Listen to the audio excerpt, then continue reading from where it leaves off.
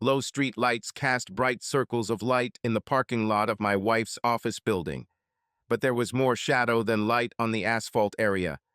They should have lit this parking lot better, I thought to myself. In our 17 years together, 14 of which we were husband and wife, I knew that Sandy would be a difficult target for anyone who wanted to do anything. But the habit of assessing risks and planning measures to reduce them was too ingrained in me. And what kind of husband wouldn't worry about the safety of his wife when he's not around? I justified myself. The parking lot was empty, except for one other car parked just under the streetlight. I saw a figure leaning against the driver's door, engrossed in his phone. He looked up, noticing how my car's headlights illuminated the dark asphalt as I turned to a spot 2 lights away from his and turned off the engine of my SUV. Average height, strong build. Black trousers and brogues, an open-necked burgundy shirt, no visible jewelry except a large watch and a wedding ring. Shaved head, coffee-colored skin. He leaned against the black Audi. Doesn't look like a threat. It is likely that this is another husband coming for his wife, I thought. Sandy's company ensured that employees could always get home without driving after cocktail parties and conferences. But today I happened to be near her office after dinner with a client, and she decided to get out of the taxi right at work so as not to have to drive another 20 minutes to our house.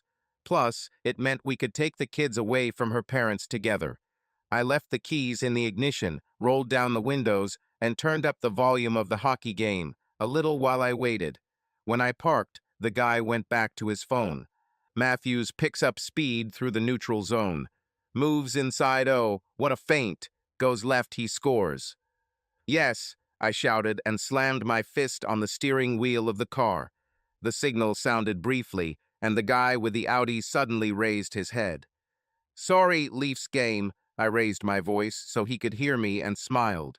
He put the phone in his pocket and walked towards me. It's always strange to root for hockey when it's almost summer and the weather is like this, he remarked, approaching the open window of my car. But I'm glad they're still in the game, he quickly added. What's the score? 2-0 in the first period. Matthews scored both. I just turned it on and missed the first 15 minutes. Yeah, he's a great player. I turned up the radio volume a little and we listened to the commentary in silence for the rest of the first period. Nice start for the Leafs, better than last game, I said, opening the car door to stretch my legs. Absolutely. By the way, my name is Donovan. He extended his hand in greeting.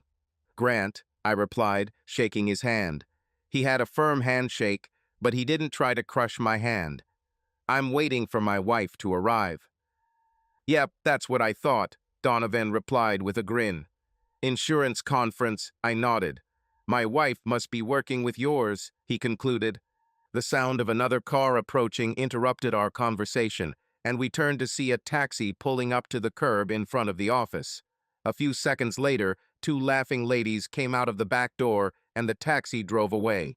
Almost immediately, they both doubled over laughing, hands on their knees, trying to catch their breath.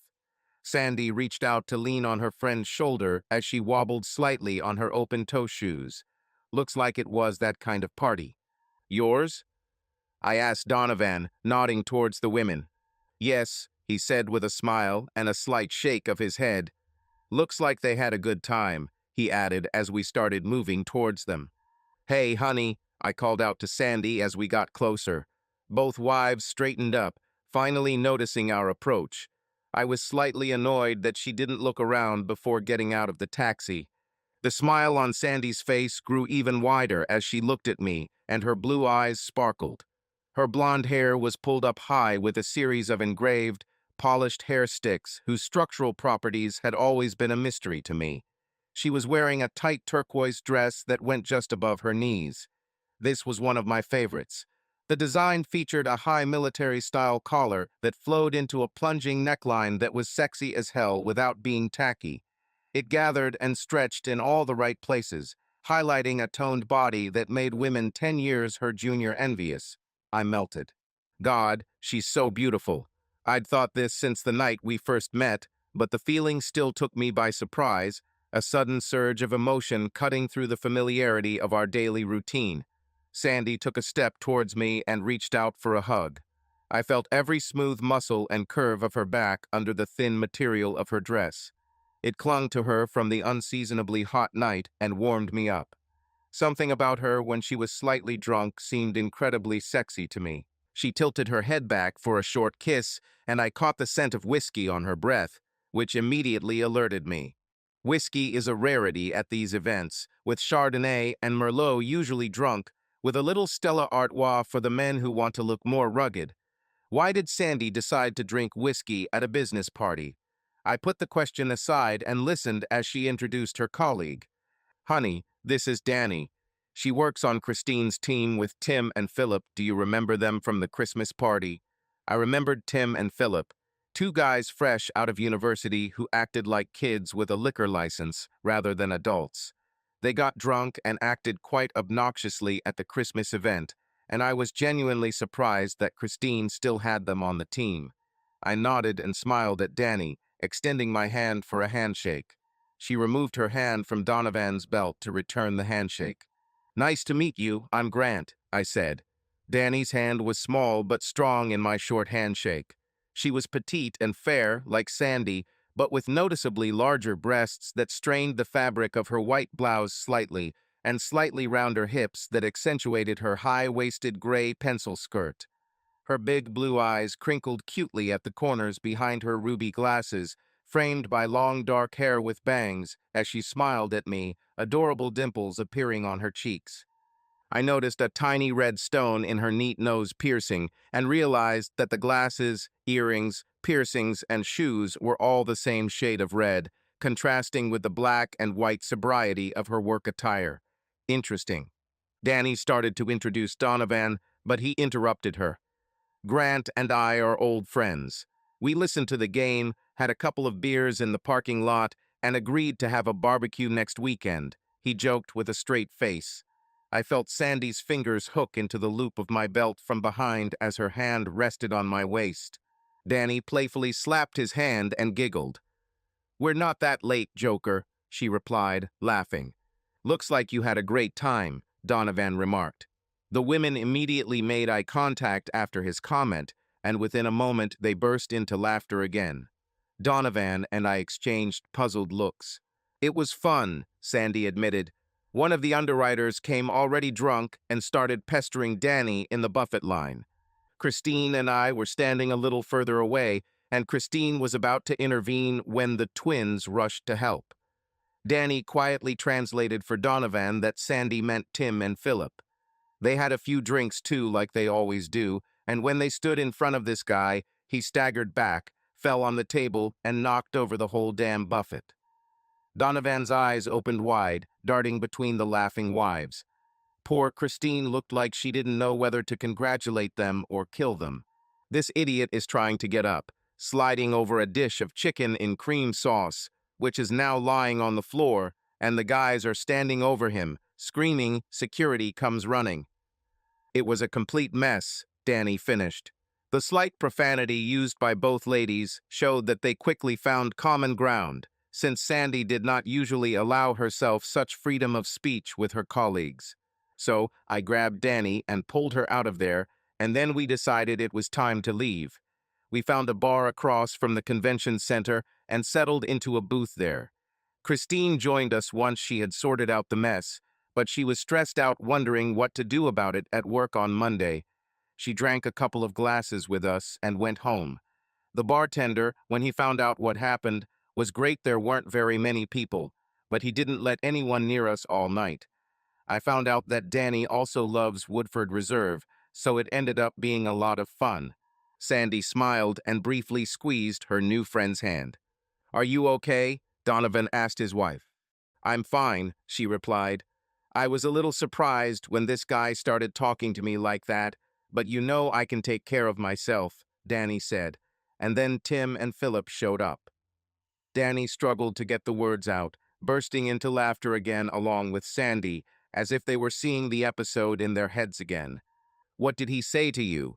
Donovan almost growled, frowning with excitement. Oh, Dee, don't worry. I've heard this before, and it's not something you should worry about. You know it. He's probably done for now, so don't go hit him and get in trouble. It's not worth it." Danny softened her words with a dazzling smile, placing her hand on her husband's chest. "Besides," she added with another chuckle, "my knights in shining armor arrived before I had to do anything." I felt Sandy shaking with silent laughter next to me. The idiots were probably just angry that someone acted before they had the courage to do so, Donovan said, shaking his head. Both ladies began to object at the same time, but Sandy eventually interrupted. "Oh, Donovan, no. They consider themselves her big brothers. You made a big impression on them at the Christmas party, and now they think they have your back. By the way, yours too," she added, turning to me. "They have some kind of man crush on you too. They're just boys trying to figure out how to be the one. Good career, good wives, you know. You have it, and they see it." I looked up from my wife's face to Donovan and saw that he was just as surprised as I was. "Who would have thought we were living the dream, huh?" I joked, and we both laughed, and Sandy hit me lightly on the arm. Danny swayed slightly, and her husband supported her.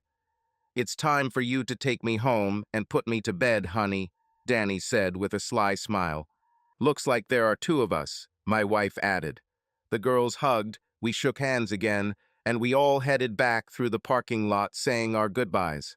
After I helped my wife into the passenger seat, I walked around the car and got behind the wheel. The other couple's car pulled out in front of us, and I followed them to the traffic light. "Oh my God, she's really doing it," my wife exclaimed as we stood behind the Audi at a traffic light. "What? What is she talking about?"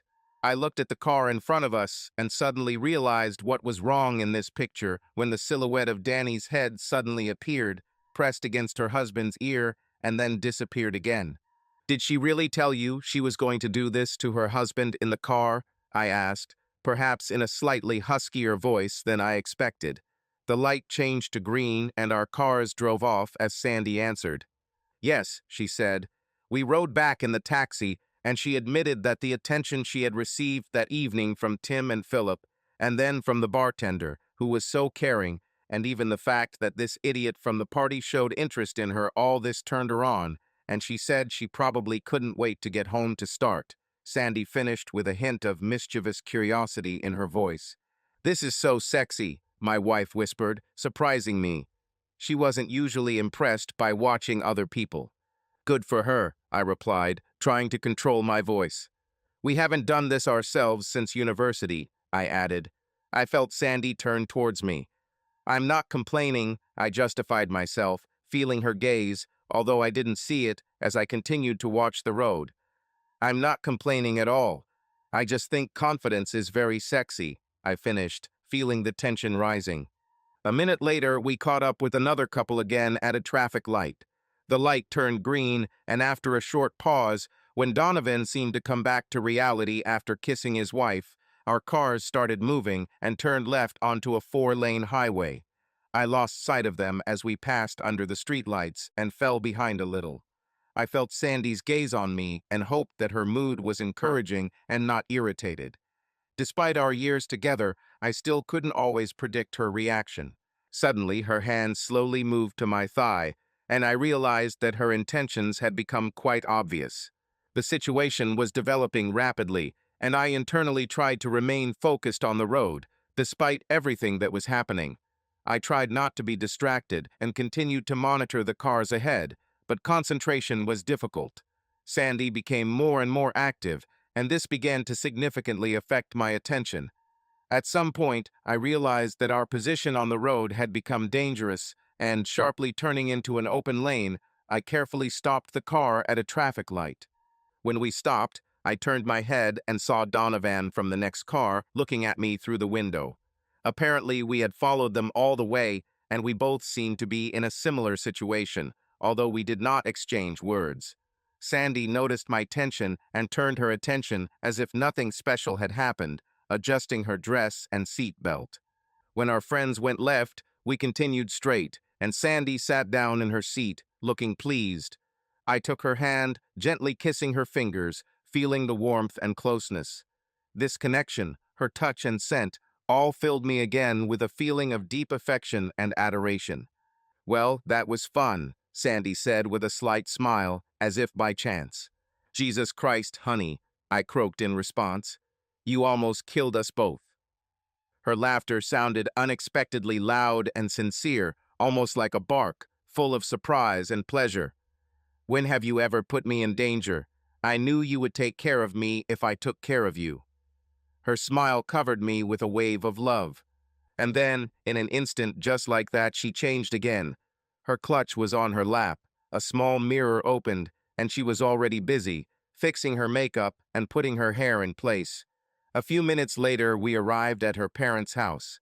I still didn't fully process what had happened, but Sandy was happily chatting about the kids and wondering if her dad had let them stay up late while I walked around the car to open the door for her. You should buckle up, she added casually as I helped her out of the passenger seat. Hell, it would have been a heart attack for her mom and years of therapy for the kids. Get it together, Grant. I quickly cleaned myself up and followed my wife, watching her swaying hips in fascination as she walked towards the door. When I reached out to ring the doorbell, she turned to face me. I love you, she said quietly, her eyes burning into mine. I love you too, I replied, leaning down to touch my forehead to hers and kiss her fingers again. Like a lark. Like a lark, she echoed.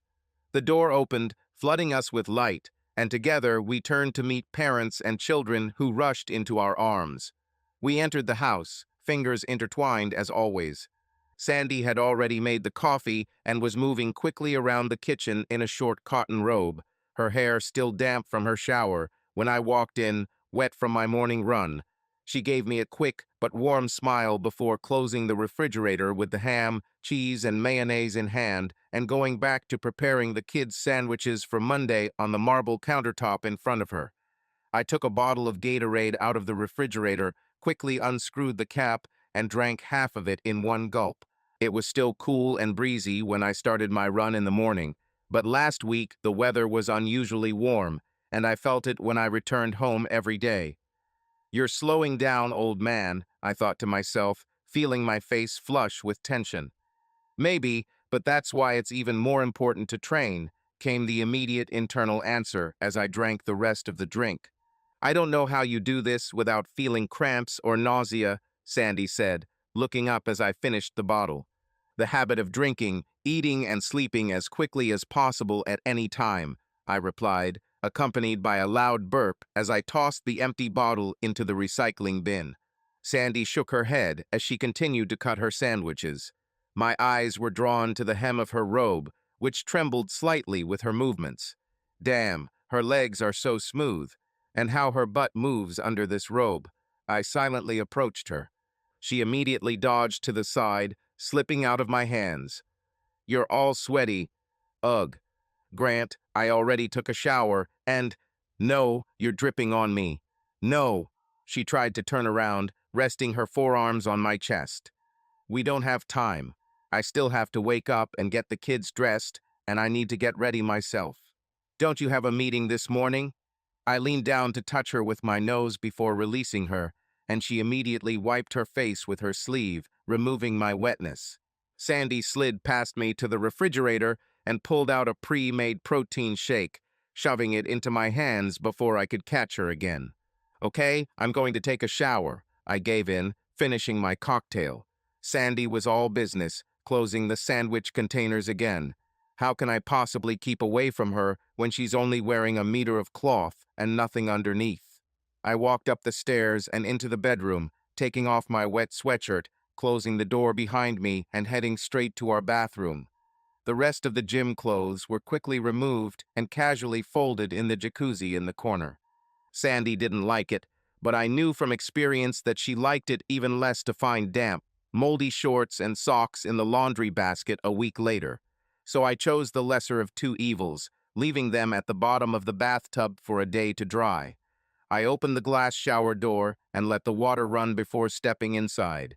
My thoughts quickly turned to the upcoming meeting, while my hands acted automatically soap, shampoo, razor. I had to lead a discussion about the site audit and process my team had completed for the client, and there were definitely sensitive areas that required a sensitive approach. Tactfulness has never been my strong point, But the truth is that at diplomacy, I was the best on our team, including my partner Sven. We don't want to take away your individuality.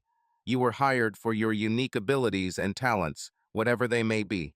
We just want to channel those talents toward a common goal, a team goal. I smiled as the water washed away the soap, remembering the words of my first commander. With the same words, I now greeted new employees in our company. If it ain't broke. That's why I was the one assigned to deal with sensitive issues with clients. I was the best at it. I turned off the water, opened the door, and grabbed a large soft towel hanging on my hook next to the shower. Coming out of the shower stall, I quickly examined myself in the mirror while drying myself. At 39 years old, my body was no longer what it used to be. It's not a matter of age, it's a matter of wear and tear. However, other than a few scars, a slight streak of gray in my red chest hair, and a little looser skin, I looked pretty decent. At 6'1" I still had a 32 inches waist, and my abs were visible. I remembered the times when it was effortless, when a hangover could be cured by a quick 10 kilometers run and a breakfast of half a dozen eggs, bacon, and fries. Not anymore, buddy. Now it's salads, chicken breasts, and Michelob Ultra. My figure was more wiry than muscular, and had been for most of my adult life, ever since I realized that carrying around the excess muscle mass of a bodybuilder was not worth the trade-offs in endurance and agility. The only areas of my body that maintained athletic proportions were my forearms and calves, and this was more the result of lucky genes than hard work. I leaned over the sink to take a closer look at my face in the mirror, running my hand over my jaw to check how close my shave was in the shower. I didn't miss a single section today. It was unpleasant to shave every day, but I had a beard for several years and never liked it. Sandy didn't like it either, although she understood why it was necessary then. My hair will also need a haircut soon, but so far the red curls have not gone below my collar. More gray and red hair than before, eh, Grant? I ran my hands down the sides of my head, combing the short hair back with my fingers. It'll do for today.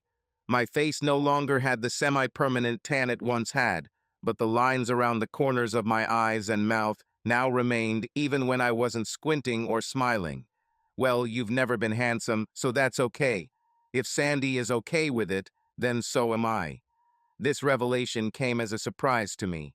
After so many years of being incredibly proud of my physique, when women on the beach or at the pool glanced at me, I suddenly realized that I had almost no personal vanity left. I just wanted my wife to want me. Deodorant, a couple of spritzes of cologne, and a quick brushing of my teeth became the next items in my morning ritual, followed by choosing a shirt and trousers for the day. Custom shirts were my only fashion weakness, and I owned dozens of them. My tailor kept my measurements, and I visited him twice a year to select fabrics for the main fabric and pick out additions for the inside of the collar, cuffs, and placket. Today, I chose blue and white stripes with gray and white herringbone for details, paired with navy trousers and a mahogany leather belt and brogues. Mother's pearl cufflinks, which were a Christmas gift from Sandy in Hawaii before the kids were born, were the next item. And finally, a well-worn Omega Speedmaster that my parents gave me as a graduation gift. Wallet, keys, and pass, all this went into my pockets. Then a quick look in the mirror, and I went downstairs. Charlie and Rachel were still in their pajamas, but already sitting at the kitchen table, drowsily dipping spoons into their bowls of cereal when I returned to the kitchen. Sandy was dressed in a simple blouse and skirt for work, but her hair and makeup weren't yet on the list of priorities for that morning. Tick-tock, honey. Not good, I reproached myself. You didn't lift a finger to help her or the kids get ready this morning. I ruffled both kids' hair as I walked past to the coffee machine, took my travel mug out of the cabinet, and filled it to the brim. I'll try to get home early today, I told Sandy, leaning in for a quick goodbye kiss. Fine. It wouldn't hurt me to go to bed early, she replied with a quick smile. Good luck at the meeting. My wife showed me fingers crossed for good luck. Thank you. They say I get paid a lot of money for this. That's what Sven says, I noted with a wry smile. Sandy giggled, but her laughter turned to a grimace when I added, and good luck with your job after everything that happened at the conference on Friday. Tell me later how it goes with Kristen, Danny, and the guys. Luckily, Sandy's team wasn't involved in this mess, but tension in the office is never a good thing. I crossed the hallway, took my briefcase, and headed towards the exit. "Oh, you're just lovely," my wife exclaimed when I handed her a full glass of Sauvignon Blanc. She asked for wine when she returned to the living room couch after putting the kids to bed. This was my second attempt, as the first one failed miserably. "Not really," I replied, "just trying to keep up with Superwoman." We clinked glasses in a silent toast and took our first sip. "How was the meeting with the client?" "I never had time to ask when you came back," Sandy began. "Better than expected," I raised my eyebrows, making it clear that I myself was surprised by this outcome. "They took our suggestions better than I thought. It seems that no one was affected, although who knows, maybe something will come up later. But yes, by the end of the meeting, they asked us to come up with a full plan of recommendations and work on implementing them. Great victory." Sandy, sitting with her legs crossed, leaned forward and clinked glasses with me again. "Congratulations." "Thank you. This means I'll be on the road for a couple of days next week, but this money will help us close out the quarter well. How are you? What are the consequences of the conference?" The wife's face became a little more serious, and she took another thoughtful sip of wine. I could see that she was trying to calm down before answering. "There have been big changes. All team leaders were immediately gathered for a meeting with management as soon as we arrived at the office." Neil asked Christine to talk about the elephant in the room. Everyone who wasn't at the party on Friday had already heard about what happened, but she told it again. Then Neil took the floor. Christine called him on Saturday morning to bring him up to speed and make sure he wasn't caught off guard on Monday. Sandy's face contorted slightly with unspoken emotion as she emphasized the word he. "What does it mean?" Neil immediately after the call called not just the boss of that underwriter, but even his boss, the executive vice president of commercial insurance or something like that, and he gave him a dressing down for the behavior of his subordinate. "So the guy who started it all has already been fired. His personal belongings from his desk were packed up and sent by courier this morning. Their entire commercial insurance department has apologized to us and is working hard to keep us from passing on $45 million in premiums to competitors." She took another sip and I whistled quietly. "So is this good for your company?" "Oh, for the company, absolutely. We will have good leverage over them in the next few months. But I'm not done yet." Sandy stood up from the couch to pour us both more wine. There was still the question of what to do with Tim and Philip.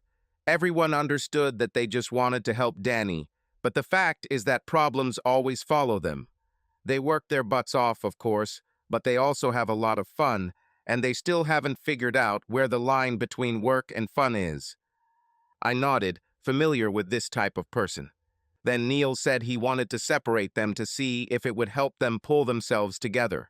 Show them how seriously the company takes their behavior, give them one last chance before they fly out the door, and so on. Sandy twirled her finger in the air to reinforce her point. And then he dropped a real bomb. My wife took a long sip of wine and sat back on the sofa.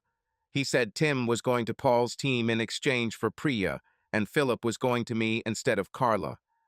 Sandy sat up straighter, her eyes lighting up with indignation. "In Carla's place, I just got my team out of the mess that was last year, and Carla is my best employee." And then I listen to Neil. I look at Paul, he is furious. And then I look at Christine, expecting her to be shocked too. But she just sits there and looks at her notebook. Sandy jumped up from the couch and began pacing nervously in front of the coffee table. "That damn snake knew what was going to happen and didn't tell me. After all the help I gave her last year, when I was in deep trouble myself, and she lured Carla away." I suppressed my natural desire to immediately offer a solution to the problem. "You are here to listen to her, not to fix the situation. If she wants your advice, she will ask. Nod your head and commiserate, buddy. Sometimes I have to give myself very direct instructions." I nodded and tried to put on my most sympathetic face. I wanted to punch Neil in the face. I didn't want to hit Christine. I'm sure Sandy wanted it enough for both me and herself, but if she was in front of me, I would probably say something very harsh to her. The inner guard dog in me growled, ready to protect my beloved, who was clearly very hurt by this decision. And what happened next? I encouraged her to continue. The meeting ended and Christine literally stormed out of the room. Neil called me and Paula over before we could follow her and gave us the standard bullshit about how he chose us for these guys, because we were the best team leaders in the company, and if anyone could fix them, it would be us. What could be said? Nothing, absolutely nothing, I answered her rhetorical question. Clever, Neil. But I still want to hit you. Then Paul left in a rage, and I went to my office. I didn't even have time to sit down when Philip appeared. And no, I'm not joking. Sandy returned my surprised look by sitting back down on the couch. He said Christine didn't tell him anything, but he already knows everything. It was as if the whole office already knew about this in the morning, when I had not yet gotten out of the car. I was still furious, but he looked so nervous that I almost felt sorry for him. I told him we'd figure it out later and that he'd better disappear until lunch so I could think about it. He quickly disappeared. Sandy shook her head. He looked scared. I hope he realizes how close he is to losing his job. I hate firing people, but I won't let him destroy my team. This is my girl, persistent and fiery. I nodded again, trying to look reserved so as not to inflame her even more. Suddenly, Sandy raised her head sharply, and her wide eyes burned through the space between us. And now I have a complaint against you, mister. I froze. What the hell did I do? Who do you think came to my place at lunch and invited me to lunch so I could talk it out? My mind was racing, but nothing came to mind. Danny, my dangerous wife, said quietly but threateningly, "Oh, damn. You didn't consider it necessary to tell me that one of my subordinates and her husband saw what I was doing when we were driving from a party and stopped at a traffic light," she hissed. Rhetorical question. No, the pause is too long. She is really waiting for an answer. To be honest, I think they only saw me and not you. I tried to get out. Wait, could they have seen her? Stop. Don't go into the wilds. Concentrate, idiot. You understand that this is not at all what I had in mind, she replied. And here my mind, desperately stalling, finally found a clue. Okay, you're right. I should have told you, I admitted. But when we got to your parents' house that evening, there wasn't a good time to mention it. And then, with football and swimming on Saturday morning, I just forgot. I'm sorry. I tried to put as much sincerity into these words as possible and not show the defensive reaction that I wanted to express. I'm the only one on your side and you're mad at me. Why were we even so close to them? Were you following them? Sandy asked. No, no, of course not, I quickly replied. You turned my head, and I lost track of them pretty quickly once it all started. I was too caught up in you at one point, and when I looked up, they were right in front of us, and I swerved to avoid them. Well, and then, well, you know what happened. And when the light turned green, they turned left, and we just went straight. Danny said she saw your face. The wife finally softened with a slight smile. I breathed a sigh of relief. She wasn't that angry, she was just teasing me. Yes, well, I saw her face too, I admitted. What? Sandy stared at me in shock. I shrugged. When I opened my eyes and looked at their car, Donovan was leaning forward to see me, and Danny was sitting upright, looking at me. So she has nothing to blackmail you with, I added. Sandy waved her hand, dismissing the thought. Oh, I didn't think about that. I just hate being caught off guard. And twice in one day, her smile returned, although she was again thoughtful. Sorry again, I said, and took another long sip of wine. Did she try to erase it? Or hide? Did she look embarrassed? Sandy's curiosity finally got the better of her irritation. I shook my head. No, not at all. She just looked at me and seemed to pretend to whistle. I added hoarsely. Well, of course, Sandy muttered quietly under her breath. This girl doesn't even know what shame is. My wife looked at me and her eyes caught something in my expression. It was pretty sexy, I admitted, becoming more and more immersed in this memory. The temperature in the room immediately rose several degrees when my beautiful wife suddenly showed obvious interest. Her cheeks and neck turned slightly red, her eyes narrowed a little, and she looked at me through her eyelashes, tilting her head forward slightly. "Did you like it?" Um, yes, I admitted, realizing that there was no point in denying it. "Where is she going with this? Have you ever wanted to do this to me?" she asked. Um, what can I say? Only every day since I've known you, honey. Yes, this will definitely lead to divorce. That would be interesting. It might be a little wild to try, I replied slowly, trying to figure out where this was taking us and feeling the excitement creeping in again.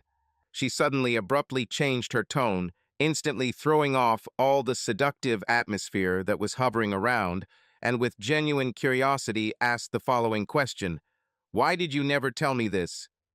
"It was never a big deal. I mean, I'm sure you also have thoughts about what you want to try, but you didn't tell me about it, right?" But my brain involuntarily grabbed onto this thought. Why didn't I tell her about this? Sandy stood up from the couch and had my full attention, standing right in front of me and looking at me as if I were some kind of puzzle to be solved. After a few seconds, I noticed how she relaxed slightly, as if she had come to some conclusion. I knew her long enough to recognize this process, but I had no idea what the decision was before her and what action she chose.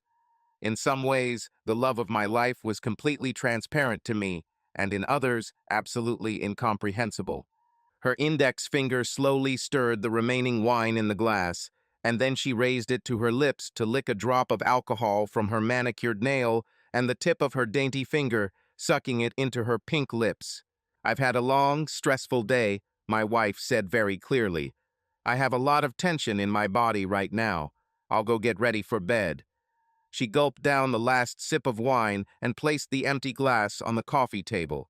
She looked at me for a few more seconds, then turned around and left the room. I heard her footsteps on the stairs. I sat in bewilderment for several seconds. What the hell just happened? I leaned forward and placed my wine glass next to my wife's, then rubbed my face vigorously with both hands, trying to process what was happening. Tired, tense, I went to bed. I turned her words around in my head like the tiles in a game of Scrabble, rearranging them to find the best solution. Back massage? Yes, that makes sense. I can't give her a massage without throwing myself at her if I don't get rid of this tension first. The blinds were drawn, the kids were asleep, and I knew there was a small box of tissues in the drawer under the coffee table. I could quickly get over this right here, and then go upstairs, already relieved of my arousal and ready to focus on her. I heard a sharp intake of breath, and my eyes instantly flew open. It took a few seconds for my brain to register Sandy's presence in the living room doorway, the source of my surprise. She was wearing one of my old t-shirts with the Rebel Alliance logo on the chest. I felt a new surge of attraction. Her hand was in her mouth, and her eyes were wide.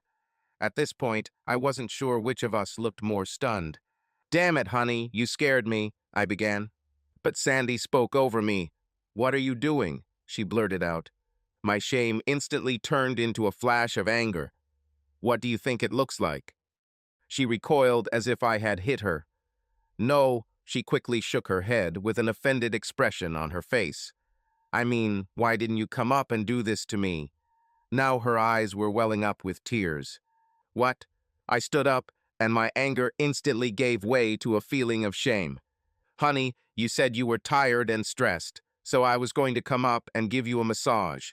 But I was really horny after our conversation about Friday night, and I didn't want you to think that the massage was just an excuse to touch you." I took her by the shoulders. "Well, you remember? Mom only wanted a massage." I finished with a guilty grin. Sandy held her breath and then laughed sharply. She raised her hands to her face to brush away the tears that no longer mattered. "Oh my God, you're an idiot," she said without any hint of hurt in her voice, and hugged me tightly. I held her close, happy but completely confused. She pulled me away at arm's length and looked at me seriously. "I wanted you to come and have sex with me, not give me a massage. Sex also helps relieve tension, you know," she laughed, much sweeter than a minute ago. What? What? What? We had sex. About, my God. There was admiration in her voice, but with a subtle tinge of hysteria, as if she could not finish the sentence out loud. What have I done? The fears that I had not yet realized within myself evaporated the moment I realized that we were both risking ourselves in a way we had not done since our relationship became serious. I hastened to protect her heart. "You are the most incredible woman in the world," I whispered to her in awe. "What have I done to deserve you?" "Oh my God," she repeated again, but this time with a big smile on her face and delight in her voice. I felt it too, lightness, liberation, that we could be completely free and carefree with each other, as we had not been for many years.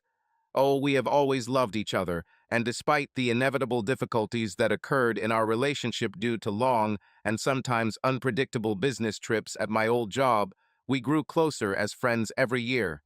We were in sync as parents and partners in everyday life. But physically everything became routine. What's more, I suddenly realized we were both holding back with each other because neither of us wanted to risk the wonderful relationship we already had in pursuit of sexual thrills. But we both just took a risk and won. We were delighted. "You're telling me," I answered feelingly. "Here's your early night." Sandy looked at me intently, just as she had done before, standing in front of me before she went to bed, as if she was still trying to figure something out.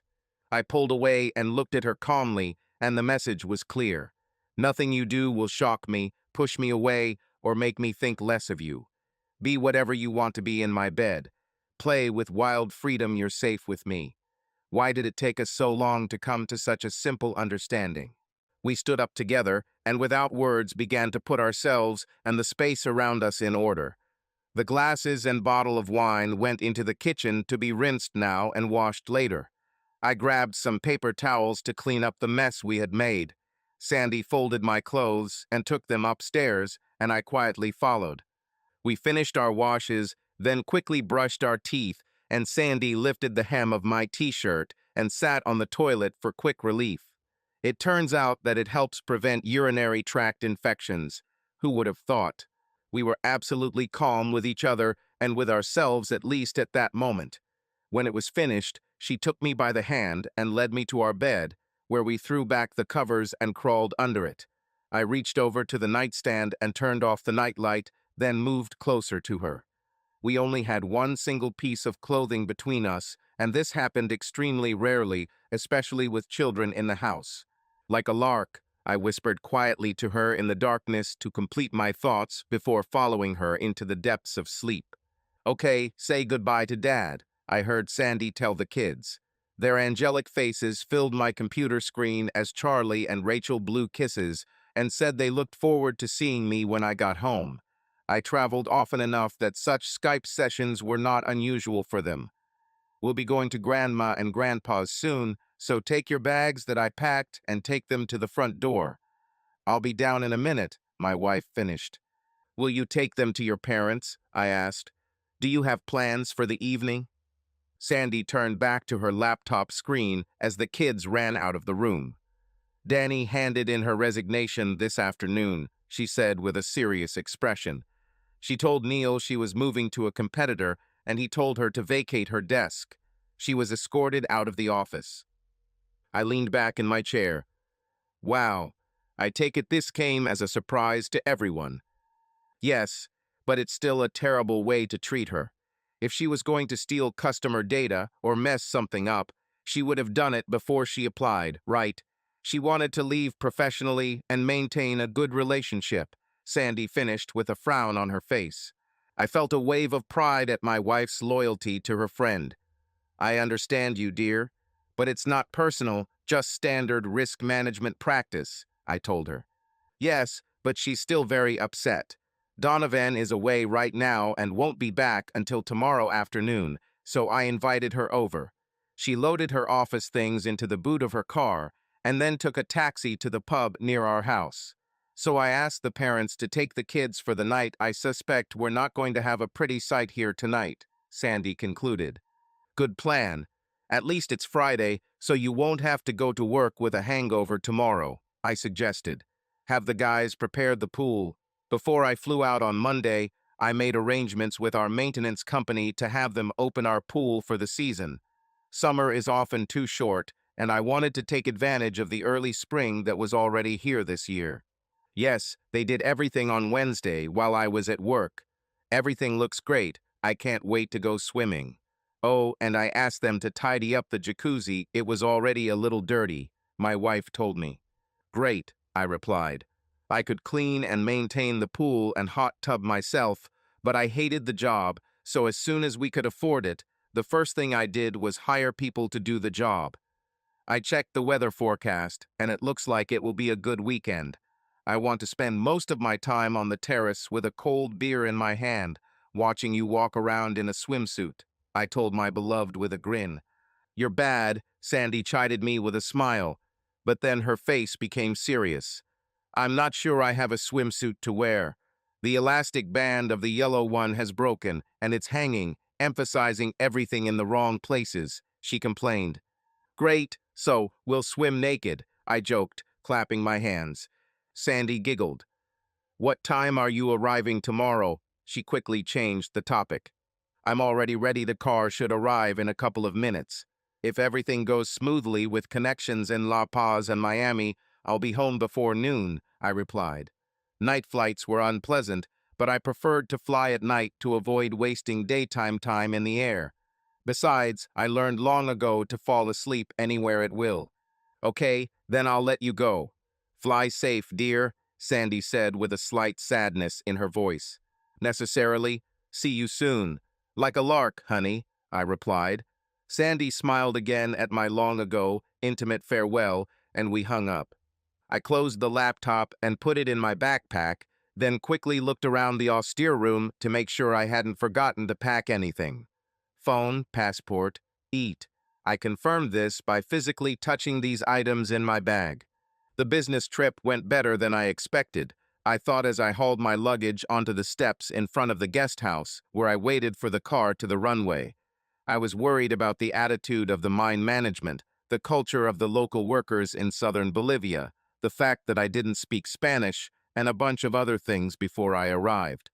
None of this turned out to be a problem, which was a pleasant surprise. I emailed Sven an update, and my partner wanted to check it out when I got home. Crap. I forgot to tell Sandy that he was coming over for dinner on Saturday. Okay, he doesn't need a formal invitation card anymore after all these years of friendship. Sven was more of a brother than a colleague, and my wife understood this very well. When the SUV pulled up, I threw my things in the trunk, and my thoughts immediately turned to the report I had to write. I landed in Miami late at night, exhausted from the rigors of international travel. I long ago developed a strategy for saving energy on long journeys. Don't run if you can walk. Don't walk if you can stand. Don't stand if you can sit. And don't sit if you can lie down. These rules have served me well over the years, just like putting a computer into standby mode.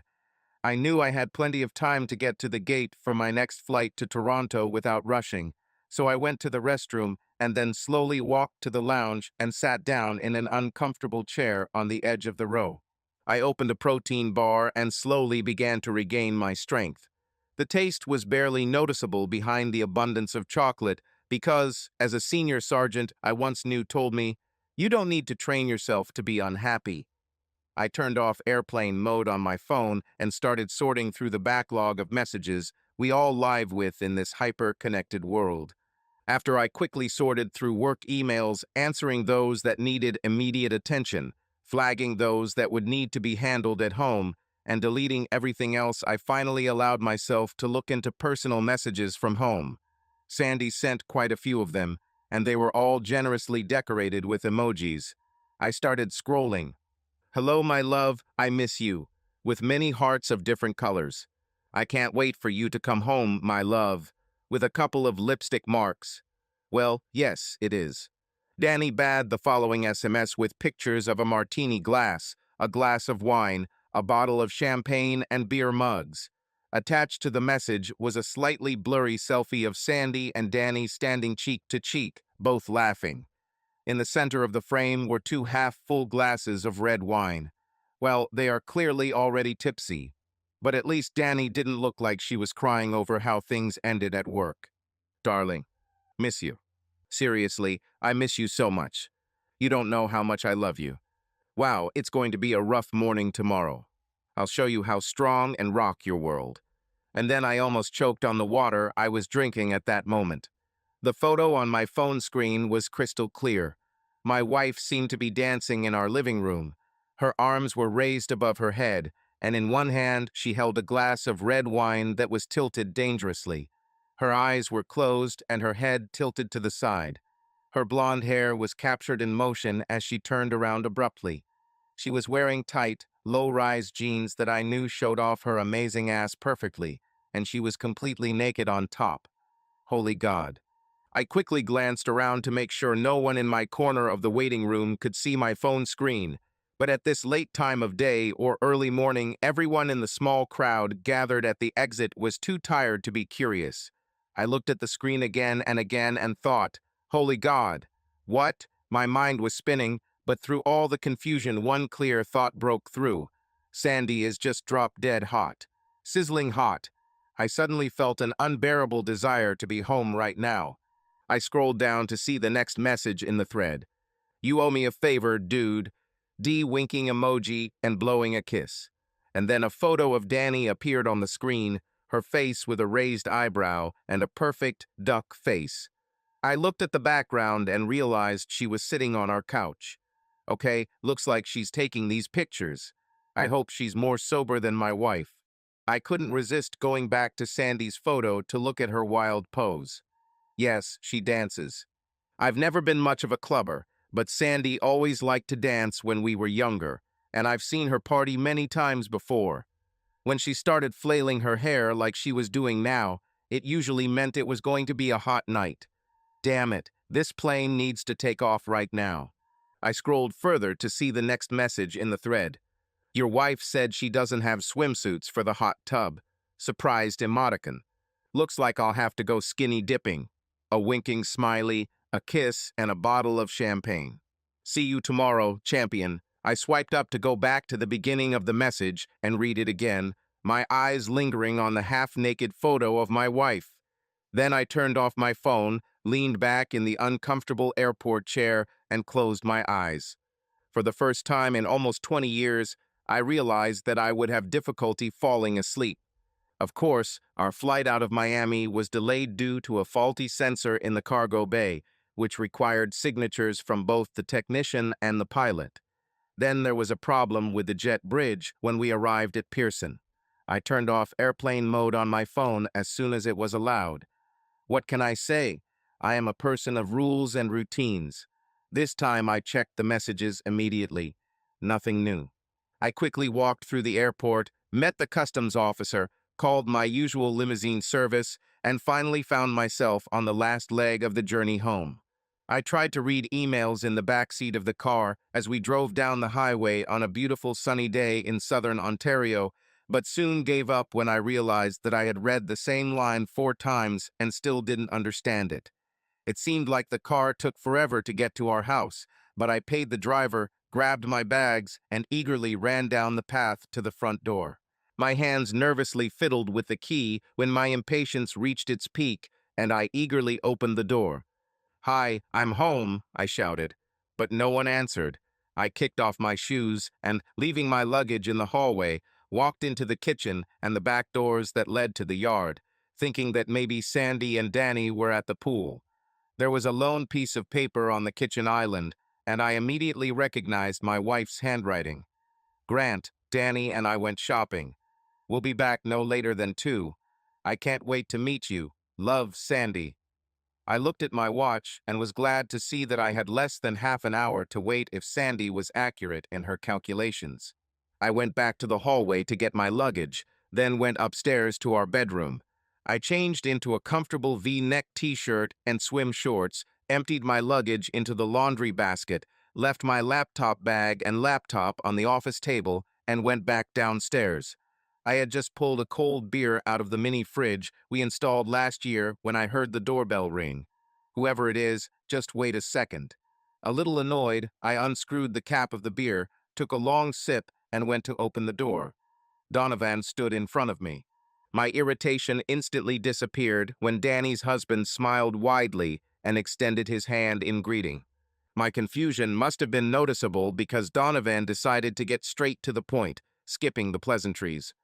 Danny called me from her car and told me to pack my things and come to your pool party. I just do what I'm told, he finished with a mock serious tone. Donovan was dressed the same as me, in long swim shorts and a faded red t-shirt with a white vintage Coca-Cola logo on the chest and leather flip-flops on his feet. A sports bag lay on the ground next to him. Yes, we all do, I replied, opening the door wider and letting him in. Glad to see you. Leave your shoes on. I was just about to go out into the backyard. He followed me into the kitchen. You're doing quite well here, Grant, Donovan said as I opened the refrigerator and motioned for him to choose a drink. Any beer will do for me. I handed him the bottle and held the cap while he unscrewed it. We clinked bottles and took a refreshing sip. Yeah, Sandy and I decided to do the renovation last year, and it turned out pretty good. Would you like a sandwich? I asked. Donovan nodded, downing the remaining beer in the bottle. We chatted animatedly about the renovation project as I sandwiched ham, cheese, lettuce, and tomatoes between slices of bread and placed them on plates. After grabbing food and drinks, we went out to the backyard and sat on the lounge chairs under the canopy. The pool water was clear and inviting, but I had to take care of the guest first. Should I get you another beer? I asked, noticing that Donovan had already finished the bottle. If it's no problem, he replied. Just as I got up to go get a drink, there was a noise and the door to the terrace suddenly opened. Sandy and Danny ran outside. Both girls quickly ran out into the street, and their appearance made Donovan and I freeze in place. Although both were petite, with delicate features and piercing blue eyes, they looked like polar opposites. Sandy was blonde and had a more athletic, toned build with a golden skin tone, while Danny was curvy, dark-skinned, and had deep black hair with a small diamond nose stud. Sandy immediately threw herself into my arms, wrapping her arms around my neck and hugging me tightly. Her hair smelled like coconut, and the hard plastic temples of her sunglasses dug into my neck a little as she pressed in so hard, as if she was afraid to let go. Then she pulled away abruptly, looked into my eyes, and pulled me in for a kiss. "Welcome home, love," she said, and I gave her the same big smile and another short kiss. Only then did I notice how Danny and Donovan had finished hugging and were now smiling as they watched us. I was dying of curiosity about how Sandy and Danny went last night. "How long have you been here?" Danny asked her husband as we all moved closer, holding hands with Sandy. "No, I just had time to drink this beer," Donovan replied, pointing to the empty bottle on the table next to his chair. "I was just about to bring him another one," I interjected. "Do you girls want anything? Beer, guilt, anything?" I turned to Sandy and Danny, looking back at them. Both refused, and although neither of them looked hungover, I felt that they were not yet ready for alcohol. Sandy only asked me to bring towels from home while I went to get drinks. When I returned with 2 new bottles and a stack of fresh towels, the girls were already seated next to me and Donovan was finishing a short story. I handed him the bottle and sat down again next to my wife on the sun lounger. "Well, enough about me," Donovan said. "How are you at work?" He turned to Danny. "You didn't tell him?" Sandy exclaimed. Danny gave her a momentary look of mild irritation and then turned to her husband and began to talk about her dismissal. A few minutes later, when she finished, Donovan's face was dark with anger. He took a long sip of beer and took a deep breath. "Well, I'm glad you left there. No offense, Sandy," he added quickly. "Don't worry," my wife replied, rising to her feet. Her hands went to her hips, and she continued, "But this is the last time we talk about this today. Danny and I already talked it over last night, and honestly, it looks like her new place of work will be great, so let's leave it at that." We all nodded in agreement. "Now I want to go to the pool," she added with an energetic and cheerful tone. Danny stood up, and both girls hurried back into the house. Donovan and I looked after them with obvious admiration. Although both women were small in stature and had delicate features, their physical differences were striking. Sandy was a natural blonde and Danny had jet black hair. Sandy always looked like the girl next door, and Danny could easily fit into a burlesque show. Where Sandy maintained an athletic, toned figure, Danny had more feminine curves that filled out her bra and shorts perfectly. A real game of contrasts. I thought, I hate it when you leave, but I love it when you leave, as both girls disappeared into the house, chatting happily. As soon as the door closed, Donovan turned to me. "We're really lucky," he said in a serious tone. "How did you two meet?" I asked him. "At the university," he answered simply. "I was studying at Western, and we ran into each other at a bar." "We have something similar," I said. "Well, not in a bar. My friends and I were renting a house in the student area of Kingston, and she came to one of our parties with her friend. It was towards the end of the second year, and we have been together ever since. It's been almost 20 years. Despite myself, I couldn't hide the note of pride in my voice. "Wow. Congratulations, man. That's a big achievement these days," Donovan replied again, completely seriously. I liked this guy. He seemed to understand what was really important. At that moment, a huge man with a booming voice fell onto the terrace. "Grant, you skinny idiot, you didn't tell me it was a party," rang out his loud laughter. Donovan nearly choked on his beer. "Sven, if I said it was a party, you'd be expecting a pony, and I don't think the firm can afford another lawsuit from the Humane Society," I retorted. My partner threw his head back and laughed like Thor. In fact, standing almost 2 meters tall and weighing over 110 kilograms of muscular bulk, with long, wavy hair so light it was almost white, Sven looked like Thor's older brother. And where Thor was missing an eye, Sven was missing the lower half of his left leg, replaced by a high-tech prosthetic that glistened in the sun.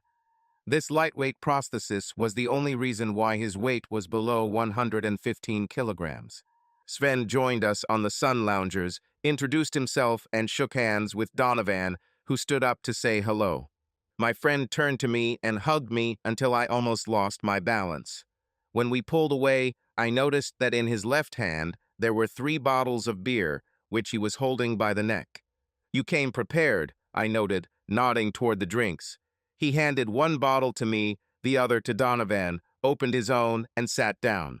"Yes, I met Sandy and your wife, Danny, on the way here," replied Sven. "They said you two were dying of thirst here." Then he changed the subject. "So, your letter said that the trip was a success." "Better than I expected, to be honest. They will be a pleasure to work with." I took a sip of my beer and turned to Donovan. "Were you on a business trip too?" "Yes, I just spoke at a conference in Montreal. The topic of financial services is pretty boring," Donovan said. I raised an eyebrow. "Oh, I work in a great company. The work is intellectually interesting, and they pay well. But I understand that people outside our industry find it boring," he continued. "And you, where did you go?" "To South America. Sven and I run a consulting business, and one of our clients has a property there that I needed to inspect," I replied. "South America? It sounds exotic. What exactly do you do?" "Risk management," I said. "Like financial risk management, insurance?" Donovan asked. Sven and I looked at each other. "We are dealing with a wider range of tasks. We also help with physical and digital security." Donovan's gaze slid to Sven's artificial leg. At that moment, we were again interrupted by the opening of the back door, and as the ladies stepped out onto the stairs leading to the terrace, all thoughts of work instantly flew out of their heads. Sandy and Danny were ready for the pool. Sandy was wearing a blue bikini that I had never seen before, and it showed off her athletic figure perfectly. The bodice tied at the neck and back, and the cups were cut so low that they barely covered the breasts, which seemed to be supported by invisible forces. The panties tapered to a shallow V well below the navel in the front and rose up with thin straps at the hips. She looked like the sexiest girl next door, or perhaps like the sexiest yoga mom ever. In any case, I was very pleased. When I was finally able to tear my eyes away from my wife, Danny made my jaw drop even more. I swear her bikini could fit in my wallet. A pair of triangles of thin white fabric did nothing to support her full breasts, which rose seductively from her chest. Another triangle where her legs met did not hide anything, and against the backdrop of her curvaceous hips it seemed especially small. She exuded sexual energy. The three men looked at these beauties silently in awe, and from the way they moved up the stairs, it was obvious that the girls had planned this effect. Sandy then broke the spell by grabbing Danny's hand and exclaiming, "We forgot the wine." They turned around and ran up the steps again, and I almost died. The back of Sandy's swimsuit was a thin strip of blue fabric that disappeared between her perfectly sculpted buttocks, flaring out again under her dimpled lower back. Danny's swimsuit was nothing more than a white string. When they disappeared into the house, I heard Sven's quiet, low whistle. When Donovan and I turned to him, he realized the thought had become audible and apologized with a guilty sorry. "There's nothing to apologize for, boy. These ladies look gorgeous," Donovan responded. "Really, Grant?" The look from Danny's husband reminded me that we had already had an awkward moment when we stood at the intersection a couple of weeks ago, so there's no need to play coy in front of each other. I nodded at him and finished the rest of my beer in one long gulp. Sven froze for a moment, looked at me and Donovan with curiosity, then smiled and exclaimed, "Damn it! I could never understand why I put up with your worthless ass for so many years. Today I realized this." He hit me on the shoulder a little harder than necessary and got up from the lounge chair. "I need to get in the water." Sven walked to the edge of the pool as Danny and Sandy emerged from the house with two plastic wine glasses, an ice bucket, and a bottle of Sauvignon Blanc. When Sven took off his t-shirt, the usually reserved Danny actually stumbled and froze for a moment, looking at him. I spent so many years next to my friend that I temporarily forgot what impression he can make on women. When we met in our 20s, Sven was stunningly handsome. I was in shape and never lacked female attention, even before Sandy came along. But next to Sven, I felt like a freak. During that period, I often thought that he could have made millions through modeling or acting. When Sandy first met him, her mouth literally dropped open in surprise when he smiled at her. She couldn't stop talking about him for a week. It wasn't that she was going to run into his arms, she just couldn't comprehend that someone so flawless actually existed among us. Perhaps also because, despite his looks, he wasn't the cocky asshole you'd expect. The man Danny was now looking at by our pool was no longer the same Adonis he had been in his 20s.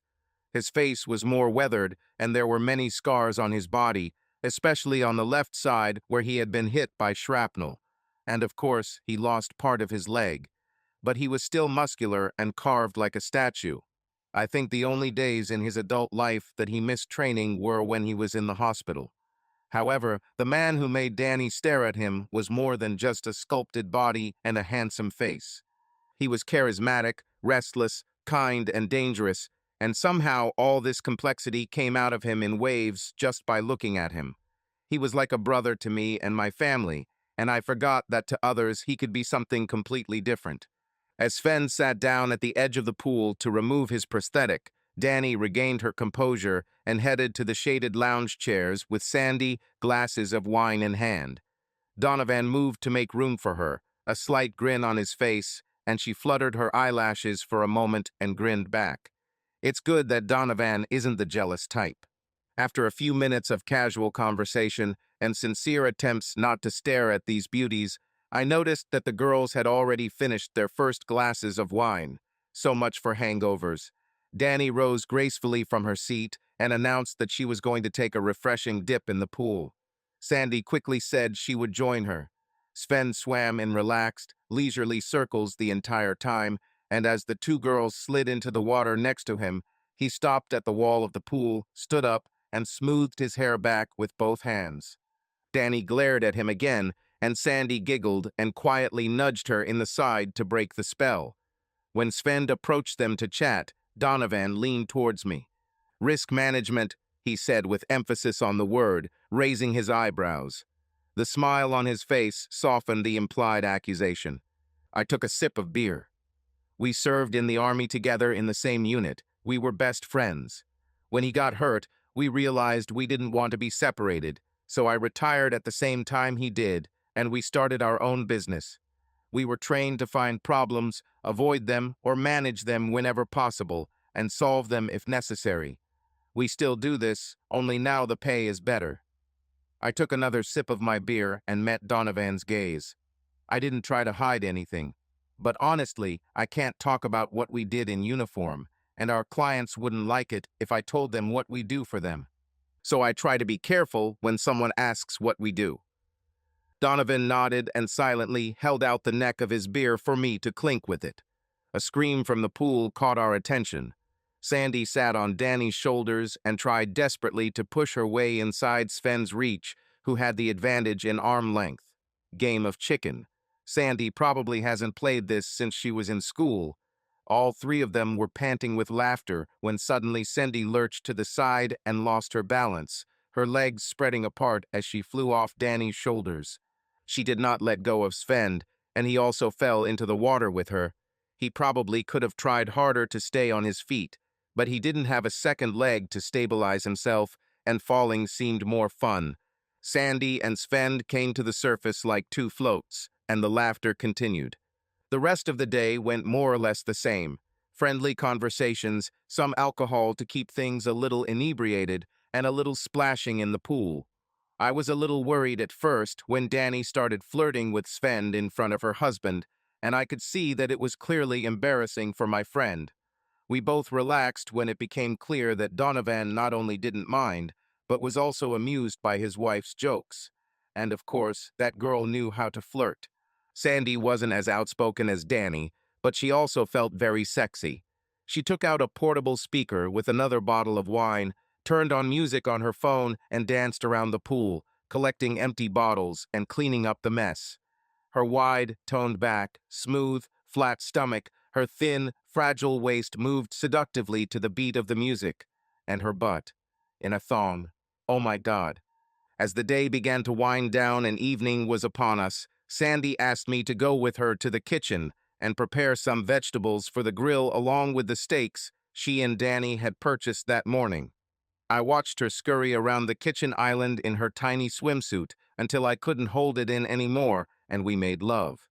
"You should do this more often," Sandy said with heavy breathing. "Then you should dance around the pool in a thong more often, honey." Sandy giggled. "And that naked selfie last night turned me on too," I added. Sandy's face frowned slightly in confusion. "Selfie?" I reached for the phone on the table to show her the correspondence. I can't believe she did this, although, of course, I can believe it. Danny is a bad influence on me. My wife shook her head, but a slight smile flashed on her face. "If you say so, I'm definitely not complaining," I answered with a smile. We washed our hands and Sandy began chopping vegetables while I seasoned the steaks. "What happened last night?" I asked. "I went to pick her up from the bar, and she wasn't as upset as I expected," Sandy began to say. "She had a couple of drinks, but I thought she would be drunk and in tears. So we ate and then returned home. And that's when the real party started," my wife said with a smile. "We opened the wine and started talking about work, and then about office gossip. Did you know that Danny once spied on Tony and Val while they were having sex on the conference room table? She stayed late, and apparently they thought there was no one in the office. And then she told me about one time she and Donovan met for lunch at a restaurant, and he followed her into the restroom for a quickie. It was very hot. She asked if you and I did something like that, and I told her about that incident in Maui."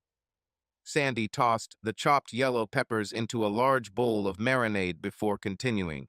"By the end of the evening, I was a little drunk. Well, not a little drunk, and very horny. I remember texting you and Danny saying we should go to the jacuzzi, but I didn't have a swimsuit, so she suggested we go naked. I don't know when she might have taken that photo. Oh wait, just when the song Bitch came on the playlist, we were both screaming the words and dancing. She probably did this while we were undressing, getting ready to go into the yard. The food was ready for the barbecue, but I couldn't go outside to cook for a while. The thought of Sandy and Danny naked in the hot tub got me horny again. Sandy noticed and came closer, continuing the story of her evening. Danny is so confident, my wife said. She doesn't have to be sexy all the time, and she doesn't come across as slutty or cheap. But when she's in that mode, it's like fire, and everyone around her can't help but feel the warmth of it. Did you feel that warmth last night? I asked hoarsely.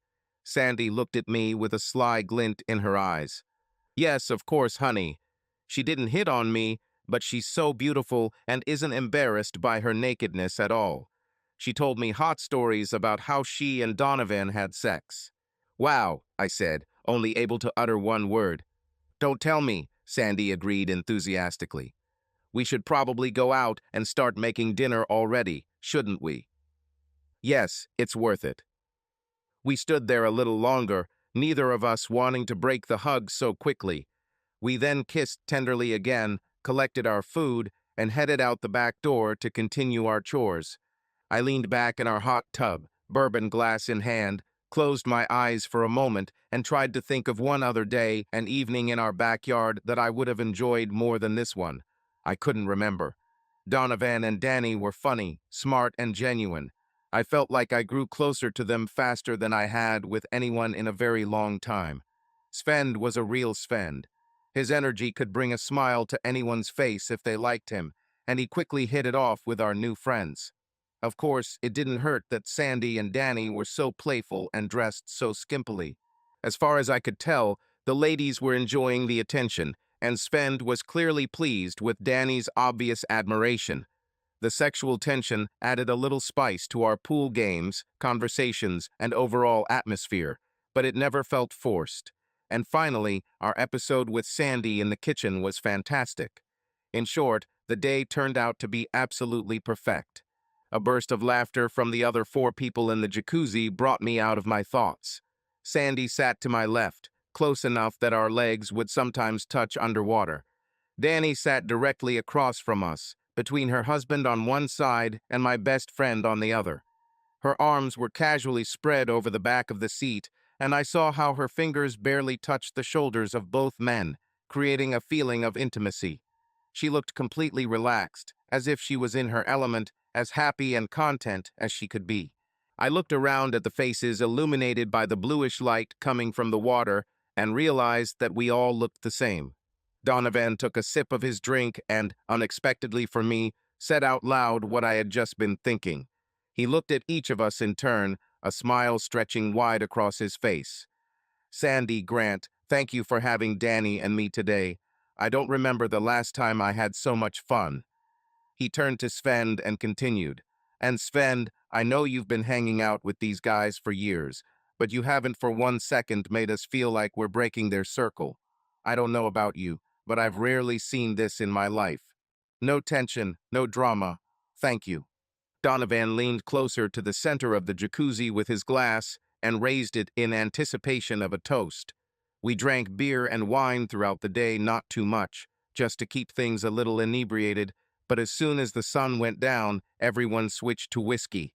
The others gathered their glasses of scotch or bourbon and raised them. Here's to new friends who feel like old friends, Danny's husband said. Exactly, came the response as we clinked glasses and took a sip. What are you drinking, Sven? Danny asked when everyone relaxed again. Johnny Walker Blue Grant is greedy, so when he pulls this bottle out of his bar, I fill myself to the brim, Sven replied with a completely serious face. He pretended not to notice how I gave him the middle finger from the opposite side of the jacuzzi. "Oh, I've never tried that," Danny exclaimed. "Can I have a sip from yours?"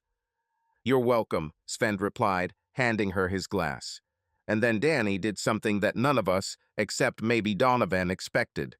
She took the glass from Sven, but at the same time held his outstretched hand by the fingers.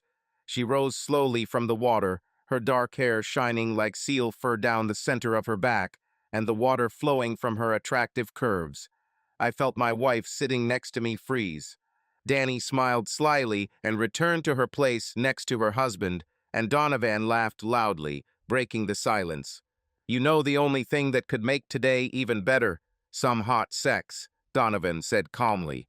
I couldn't figure out if she shared their desire or was just confused by what was happening. Sven began to get up. I guess this is my sign to say goodnight to everyone. But Donovan waved at him, indicating for him to sit back down. No, boy, sit down. Sit down, sit down, sit down. As Sven sank back into the water, Donovan and Danny exchanged glances. We don't want to scare you. I should probably explain, Donovan began. When Danny and I first met at university, we talked a lot with another couple, Tina Sunderland and Milan Markovic. After finishing my studies, I was hired by an accounting firm in London, but the three of them still had one more year of study left.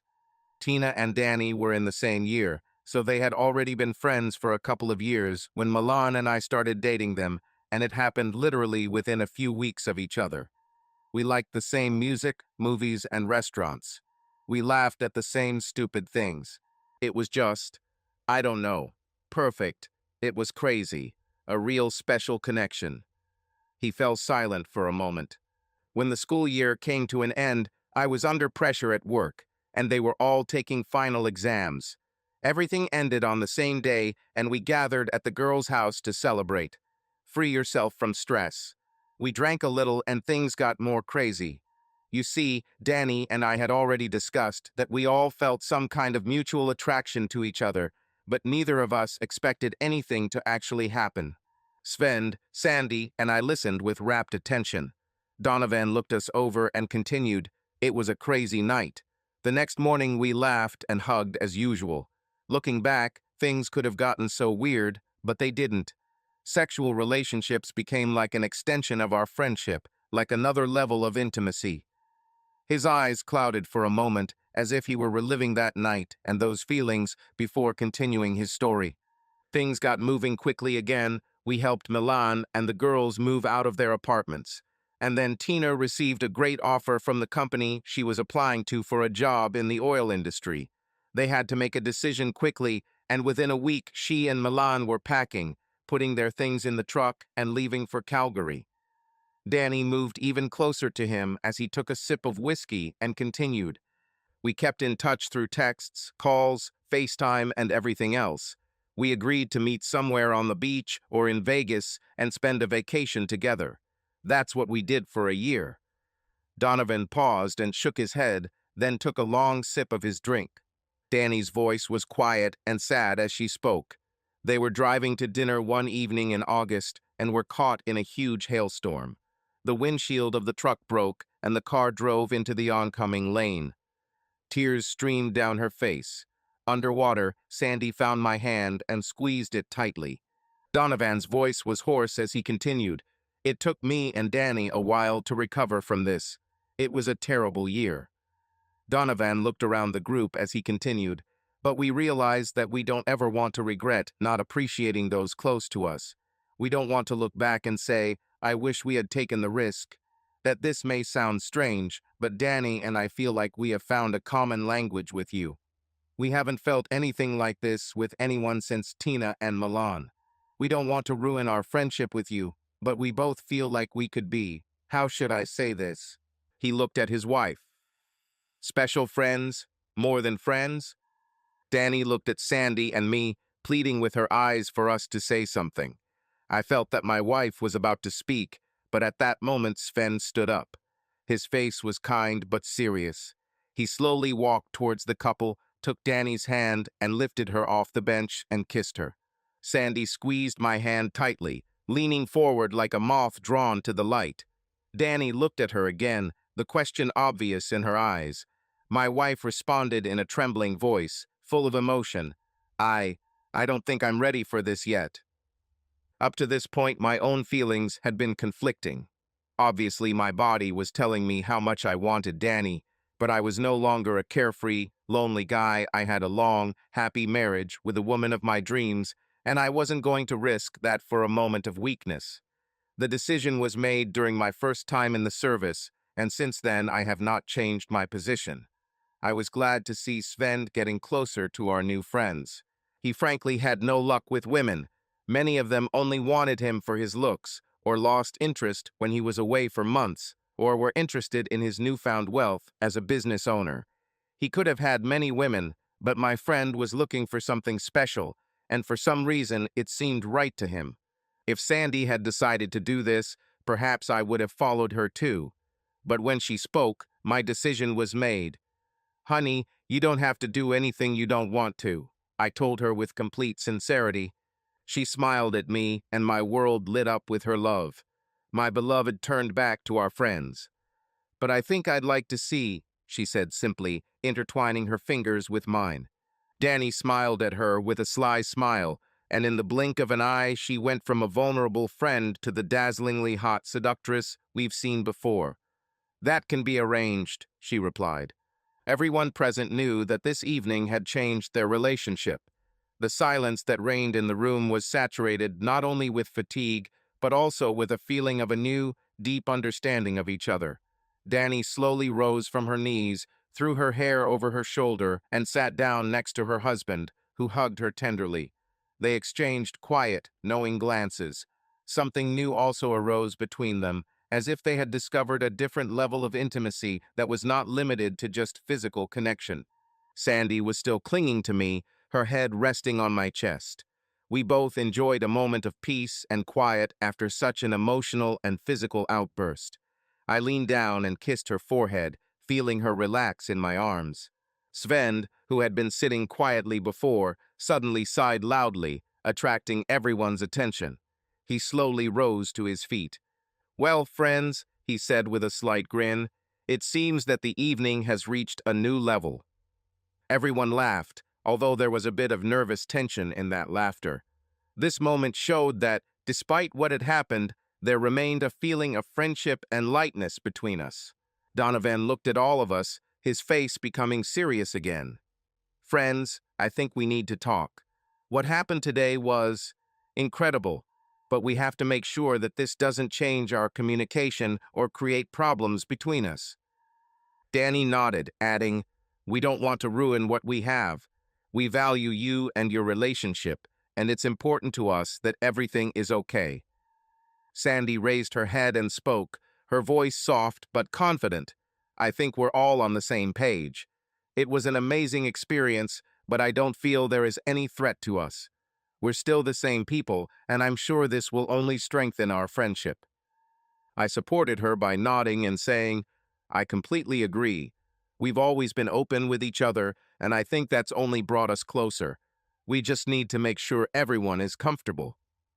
Donovan and Danny looked visibly relieved to hear our words. This frank conversation was necessary to ensure that everyone felt calm after such an unusual event. We sat for a while longer, drinking water and discussing what had happened in a lighter manner. The mood gradually became familiar again, friendly and relaxed. At some point, I felt that fatigue had finally overcome me. I looked at Sandy, and she, too, seemed to begin to feel that it was time to end this busy evening. "I think it's time for bed," I said, standing up and offering my hand to Sandy to help her up. "Yeah, I guess it's time for us too," Danny agreed, reaching out to her husband. We all went to our bedrooms, knowing that tomorrow was a new day, and our relationship was a little different, stronger, and deeper than ever before. Subscribe to our channel so that your love doesn't cheat on you, and go ahead and listen to the next story, because this story is nothing compared to the next one. If you're under 18, don't even think. Click to the next one. Click to the next one. Click to the next one. Click to the next one.